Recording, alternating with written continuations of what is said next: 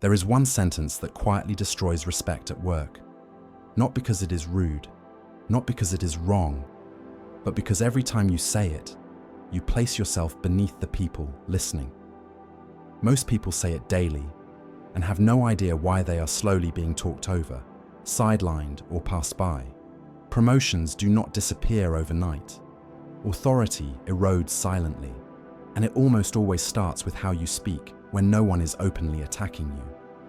If you have ever left a meeting thinking, "I do good work, so why am I not taken seriously?"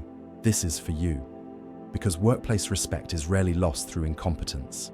It is lost through verbal submission disguised as politeness, over-explaining, softening statements, asking permission to exist in rooms you already earned access to. The sentence itself changes depending on the situation, but the behavior is always the same. It sounds like, "I just wanted to check." It sounds like, "Sorry, this might be a stupid question." It sounds like, "If that's okay with everyone." On the surface, it looks respectful. Underneath, it signals uncertainty, hesitation, and low status. Not because you lack value, but because you are signaling that others outrank your judgment. Here is the uncomfortable truth. In hierarchies, people do not respond to effort, they respond to signals. And speech is one of the strongest signals you send. The Stoics understood this, not in corporate language, but in power dynamics. Marcus Aurelius was not respected because he spoke more. He was respected because he spoke without needing validation. At work, the moment you begin to over-explain, you shift the frame. You move from contributor to petitioner. You stop stating and start asking. You stop deciding and start justifying. And once that shift happens, people unconsciously adjust their behavior toward you. They interrupt more. They question more. They feel entitled to your time and energy, not because they are malicious, but because hierarchy responds to weakness automatically. This is why respect disappears quietly. No one pulls you aside and says, "You lost authority today." They simply stop listening the same way. They start talking over you. They redirect decisions without consulting you, and when you finally notice, the damage is already done. Most people think the solution is confidence. It is not. Loud confidence is often just noise. The real issue is restraint, the inability to tolerate silence, the discomfort of letting a statement stand without cushioning it, the fear that if you do not soften your words, you will be seen as difficult or arrogant. So you explain, you clarify, you reassure, and every reassurance costs you standing. Here is the Stoic frame. You are not responsible for managing how others feel about your clarity. You are responsible for speaking truthfully and minimally. Anything beyond that is insecurity disguised as politeness. Notice how people with authority speak. They do not rush to fill silence. They do not preemptively apologize for existing. They state, then they stop. Silence does not weaken their position. It reinforces it. The behavior that kills respect is not disagreement. It is submission before conflict even exists. Let me give you a simple example. Imagine you are in a meeting and you say, "I think this approach might work, but I could be wrong and we can change it if needed." That sounds cooperative, but what you just told the room is that your idea does not need to be taken seriously. You dismantled it yourself. The room simply followed your lead. Compare that to, "This approach solves the issue. If there are concerns, we can review them." Same content, different posture. One asks for permission, the other sets a direction. Stoicism is not about dominance. It is about inner authority. And inner authority shows up externally, whether you intend it or not.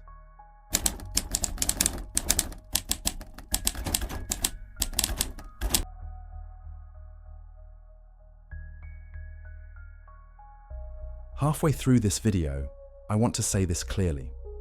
If this way of thinking is useful to you, if you want to learn how to stay composed and respected under pressure, instead of reactive and over-accommodating, join the community by subscribing. Not for motivation, not for hype, but for discipline. This channel is about holding your frame when most people give theirs away without realizing it. And if you have ever felt your voice shrink at work, leave your thoughts in the comments. Others reading them need to know they are not alone. Back to the point. Over-explaining at work is rarely about clarity. It is about fear. Fear of being misunderstood. Fear of being disliked. Fear of being seen as wrong.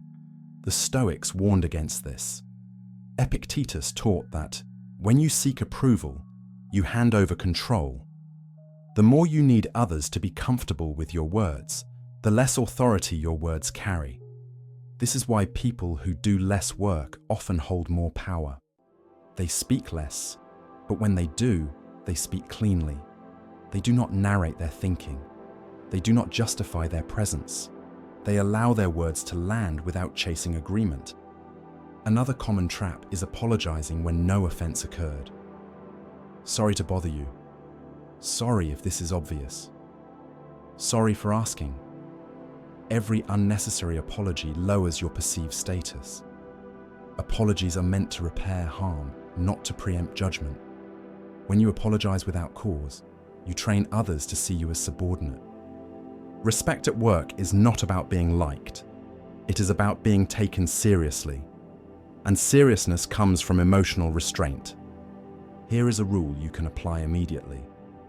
If your sentence still makes sense when you remove the apology, the hedge, or the disclaimer, then it never belonged there in the first place. This does not mean you become cold or aggressive. It means you become precise. Precision is calm. Precision is grounded. Precision signals competence without asking for recognition. People who over-explain believe they are being helpful. In reality, they are communicating uncertainty, and uncertainty invites oversight. It invites micromanagement. It invites correction. The Stoic response is not to argue harder. It is to speak once and stand still. You will feel the discomfort at first. Silence after a statement feels dangerous if you are used to filling space. But that discomfort is exactly where authority is built. When you stop explaining, others either accept your position or reveal their objection. Either way, the frame stays with you. Notice this as well. The more you explain, the more people feel entitled to challenge you. The less you explain, the more carefully they choose their words. This is not manipulation. It is human psychology. Hierarchy does not reward neediness. It rewards stability. One of the biggest mistakes people make is thinking respect comes from being agreeable. Agreeableness without boundaries is weakness. The Stoics were not passive, they were disciplined. They chose their words carefully and accepted the consequences without flinching. At work, respect is not built by convincing others. It is built by refusing to collapse under imagined pressure. If you take nothing else from this video, remember this. You do not need to justify what you know. You do not need to soften what is clear. And you do not need permission to speak plainly in rooms you earned access to. Authority is not granted, it is signaled. The moment you stop over-explaining, people notice. They may not comment on it, but meetings change. Conversations shift. Interruptions decrease. And slowly, without force, your presence carries more weight. Stoicism does not teach you how to climb hierarchies. It teaches you how not to fall down them by accident. If this resonated with you, leave a comment with what you have noticed at work when you stopped explaining yourself. Keep it honest. Keep it short. This is not about venting. It is about awareness, because respect is not demanded. It is preserved through restraint.